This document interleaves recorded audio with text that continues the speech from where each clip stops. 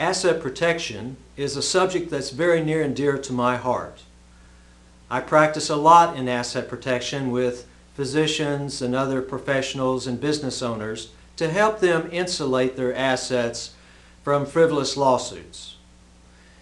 You know, it's hard to realize, but there's 80 million lawsuits filed in state courts across the country every year. And most people aren't worth suing. So they're trying to target people like you and me who have wealth to go after.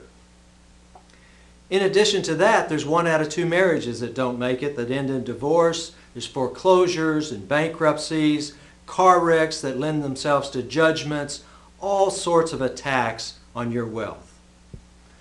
This is a subject that should interest everyone.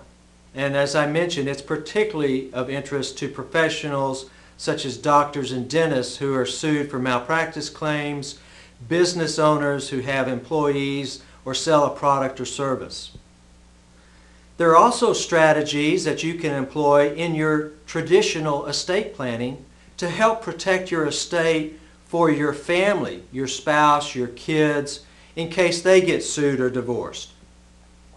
But what I want to focus on is what can you do to protect the assets for you if you happen to be the victim of a lawsuit. I think of asset protection planning as this yardstick. And like with any yardstick, there's a measure or gauge that in this case, on the scale of a 0 to 10, with 0 being you've done no asset protection planning, and 10 being you're totally bulletproof and nobody can take anything away from you. Wouldn't we all like to be a 10? Unfortunately, procrastination makes most of us be a 0.